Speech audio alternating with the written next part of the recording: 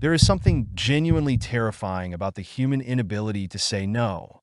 From childhood, we are taught to be polite, and this ingrained behavior evolves into more than just a habit. It becomes a defense mechanism. But what if this mechanism begins to destroy us? In his film, Speak No Evil, James Watkins explores the disturbing consequences of prioritizing social approval over our instincts for self-preservation. The story starts with an innocent weekend invitation to a countryside home, but it soon turns into a true test for an American family, where every word they speak and every move they make becomes a hostage to societal norms. Why do the characters remain in a dangerous situation despite numerous warning signs? The answer runs deeper than just fear of the unknown. It lies in our society and its rules. At the heart of the story is an American family. Husband and wife Ben, Scoot McNairy, and Louise Dalton, Mackenzie Davis, along with their 11-year-old daughter Agnes. While vacationing in Tuscany, they meet a British couple, Patty, James McAvoy, and Sierra, Aisling Franciosi, who invite them for a weekend at their rural home in the UK.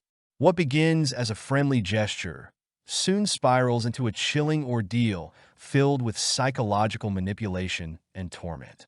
At first glance, the film may appear to be a typical horror about a family caught in the grip of maniacs, but its meaning runs much deeper. The key theme is the destructive power of social norms. The protagonists are so bound by politeness and the fear of breaking social rules that it becomes their primary weakness. They ignore glaring red flags, choosing to remain polite rather than protect themselves and their family. One of the film's central messages is a critique of how people in modern society often suppress their instincts in favor of social acceptance. The entire dynamic between the Daltons and the Fields is built on an unspoken agreement. You can't be rude, even when things become increasingly unsettling and dangerous. With each new boundary crossed, the family remains trapped, ignoring their growing sense of unease. This aspect of the film evokes the work of directors like Michael Haneke and Ruben Östlund, who similarly explore the absurdity of social pressures and the horror of everyday life.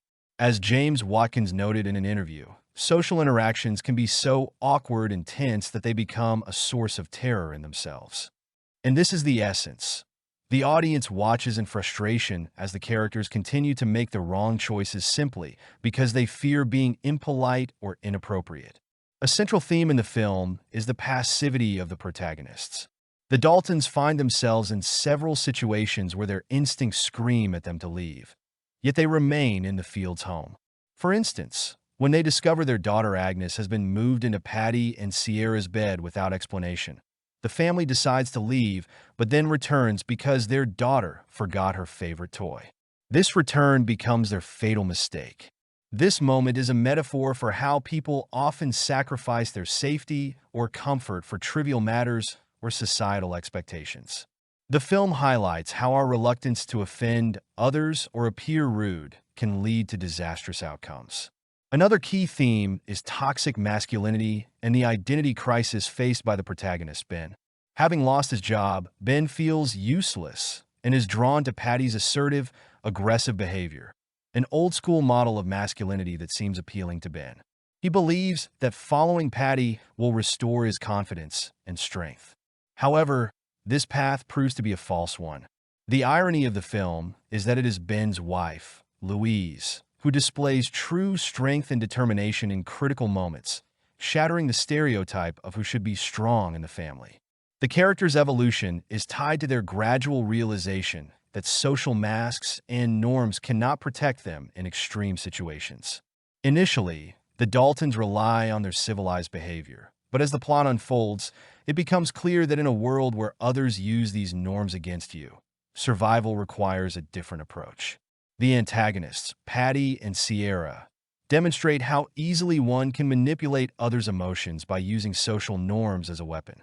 They prey on the guilt and desire of others to be good and polite, bending them to their will. The film's finale is also worth noting. In the original Danish version, the ending is bleak. The protagonists die, their daughter meets a horrifying fate, and the antagonists continue their crimes. This ending served as the culmination of the idea that social norms can kill us if we fail to challenge them. However, in James Watkins' remake, the ending was changed. While the characters endure numerous trials, they survive and even triumph over their tormentors. This alteration may have been made to make the film more palatable to a broader audience, but it also emphasizes another important point. In critical situations, when life is on the line, a person can find the strength to fight and survive, even if it goes against their usual social conditioning. Ultimately, Speak No Evil is a film about the dangers of social conformity and how an excessive attachment to norms and rules can lead to disaster. The film teaches us to trust our instincts, not be afraid to break the rules of politeness for the sake of safety, and to be prepared to step outside societal expectations when necessary to protect ourselves and our loved ones. In addition, the film contains a fair amount of dark humor, particularly in how it mocks absurd social interactions. There are moments when viewers will want to scream at the screen, "Stop being so polite." But that's the irony. The characters are so entrenched in their social mask that they don't realize the absurdity of their actions. At this point, the film can also be viewed as a social satire, where the horror isn't just an external threat in the form of maniacs, but also the internal struggle of each individual against societal frameworks and expectations. The moral of the film is simple: trust yourself, not just society's rules, and remember that politeness isn't always the best strategy for survival.